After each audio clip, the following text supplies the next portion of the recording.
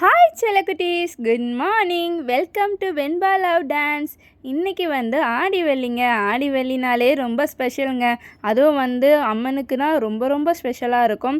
ஆடி வெள்ளி அன்னைக்கு முன்னாடி நாளே வீடை தொடச்சி கூட்டி மாப்பெல்லாம் போட்டு க்ளீன் பண்ணி வச்சிடணும். அதுக்கப்புறம் காலைல ஏந்திரிச்சு குளித்து வாசல் தெளித்து கோலம் போடணும். கோலம் போடும்போது வாசலில் எப்போதுமே வாசப்படியில் விளக்கமாறால் வச்சு கூட்டக்கூடாது. அதனால் நான் அதுக்காக ஒரு துணி வச்சுருக்கேன். அதை வச்சு வாசலில் துடைக்கும் போது தண்ணியில் கொஞ்சமாக மஞ்சத்தூள் போட்டு துடைச்சி போயிருங்க, ரொம்ப நல்லது. எப்போவுமே வாசல் தான் நமக்கு ஃபஸ்ட்டு கோவில் மாதிரி. ஏன்னா அங்கே தான் குலதெய்வம் இருக்குதுன்னு சொல்லுவாங்க.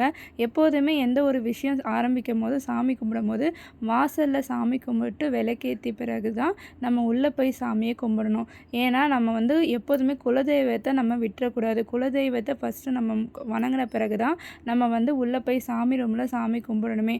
அதுக்கு ஃபஸ்ட்டு என்ன பண்ணிக்கிட்டேன்னா, மஞ்சளில் ஜவ்வாது பச்சை கற்பூரம் போட்டு அதுக்கப்புறம் சந்தனம் கொஞ்சம் போட்டு குழப்பி அதில் நான் ரோஸ் வாட்டர் கொஞ்சம் இல்லைன்னா பன்னீர் ஊற்றிக்குவேன். தண்ணி ஊற்றி நான் கலக்க மாட்டேன். இது போட்டு வாசலில் 2 பக்கமும் மஞ்சள் வச்சு கோலம் போடுவேன். எப்போதுமே மஞ்சள் வைக்கும் போது அது மேலே மாக்கோலம் போட முடியாது. அதனால் மஞ்சள் மேலே மட்டும் கோலமாவால் கோலம் போட்டுட்டு அதுக்கப்புறம் அகல் விளக்கு வச்சு அவங்களுக்கு பூ வச்சு 2 பக்கமும் விளக்கு ஏற்றி சாமி கும்பிட்டேன்.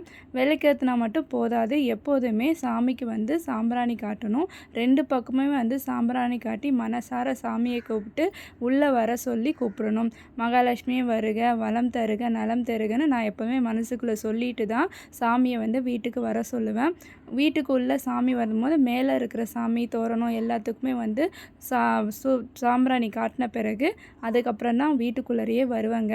வீட்டுக்குள்ளே வந்த பிறகு சாமி ரூமில் முத நாள் வச்சுருந்த பூவெல்லாம் எடுத்து தனியாக ஒரு கவரில் போட்டுட்டு நம்ம புதுசாக பூ வைக்கணும்.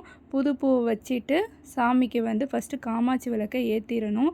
எப்போதுமே காமாட்சி விளக்கு ஏற்றின பிறகு தான் பிரம்ம முகூர்த்த விளக்கு ஏற்றணும். அப்போ தான் ரொம்ப நல்லது. ஃபஸ்ட்டு வாசலில் விளக்கேற்றணும். அதுக்கப்புறம் சாமி ரூமில் காமாட்சி விளக்கு ஏற்றணும். அதுக்கப்புறம் தான் பிரம்ம முகூர்த்த விளக்கு ஏற்றணும். நான் இப்போ டெய்லியுமே தண்ணி வைக்கும் போது அதில் மஞ்சளும் கொஞ்சம் பச்சை கற்பூரம், ஜவ்வாது, அதுக்கப்புறம் வேப்பிலை. ஆடி மாதம்னாலே வேப்பிலை ரொம்ப ஸ்பெஷல்னு சொல்லுவாங்க. அவங்கள நான் எப்போதுமே அந்த தண்ணியில் வைப்பேன். நீங்களும் ட்ரை பண்ணி பாருங்கள். அதுக்கப்புறம் பிரம்ம முகூர்த்த விளக்கு ஏற்றுறதுக்கு தாம்பூலத்தட்டில் எப்போதும் போல் மஞ்சள் குங்குமம் வச்சுட்டு நம்ம பூ இருக்கிற பூவை வச்சு டெக்கரேட் பண்ணிக்கணும். டெக்கரேட் பண்ணிட்ட பிறகு 5 அகல் விளக்கு எடுத்துக்கிட்டேன். 5 அகல் விளக்கில் எண்ணெய் ஊற்றி திரி போட்டு விளக்கு ஏற்ற ஆரம்பித்தேன்.